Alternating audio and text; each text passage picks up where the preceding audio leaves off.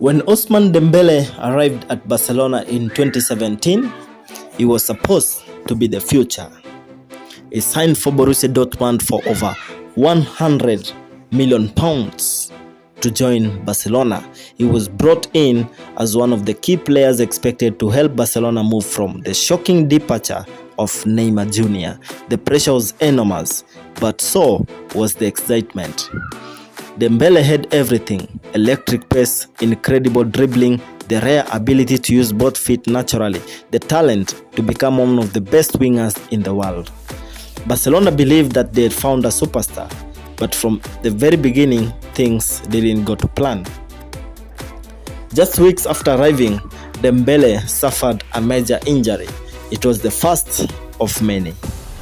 Instead of building momentum, he found himself trapped in a cycle of setbacks, recovering, returning, and getting injured again. Every time fans thought he was ready to explode, another problem would stop him.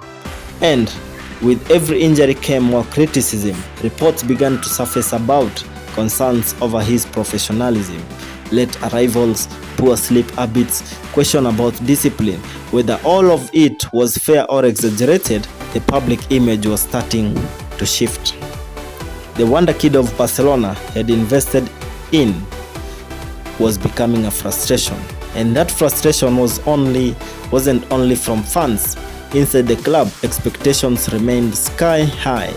Managers changed, tactics changed, the pressure never disappeared. Some coaches backed him, others lost patience. For Dembele, it became difficult to feel settled. At the same time, Barcelona itself was entering a period of chaos: financial problems, boardroom drama, managerial instability, the pain departure of Lionel Messi. This was no longer a calm, dominant Barcelona Dembele had dreamed of joining. It was a club struggling to rebuild itself, and Dembele was caught in the middle. Yet despite everything, there were moments when he reminded the world why Barcelona had believed in him.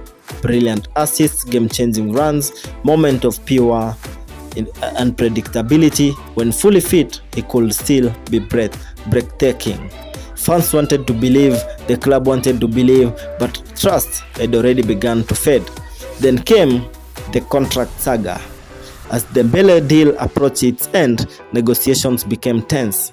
Barcelona wanted him to renew, but they also wanted him to accept a reduced wages because of the club's financial crisis. Dembele and his representatives reportedly felt disrespected. After many years of injuries and criticism, they believed they had fought hard to return and prove himself. Now, instead of appreciation, they felt pressure. At one point, Barcelona publicly urged him to leave if he wouldn't sign.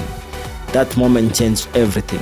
The relationship turned cold, fans were divided. Some blamed Dembele for greed, others believed the club had mishandled one of its most gifted players. And while Dembele eventually signed a short extension, the emotional bond had already weakened. Then came another turning point: the arrival of Xavi Hernandez. He initially seemed to save the relationship.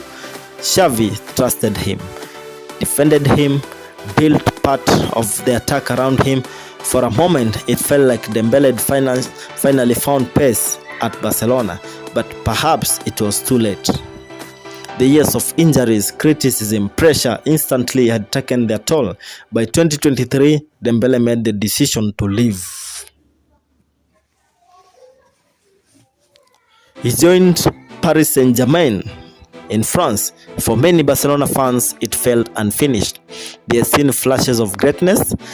They had waited for the superstar they were promised, but that version of Dembele never fully arrived. And maybe that's why the story hurts. Because this wasn't a dramatic breakup, it was something quieter. A slow fading of belief, a player who never truly felt at home, a club that kept hoping things will finally click. Ousmane Dembele didn't leave Barcelona because he hated the club. He left Barcelona because the relationship had become exhausting. Too many injuries, too many pressure, too many uncertainty. Sometimes talent alone isn't enough to sustain love. Sometimes timing is wrong, sometimes expectations become heavy, and sometimes both players and club simply need a fresh start. Dembele and Barcelona could have been one of the greatest football success stories. Instead, they became one of its biggest what ifs.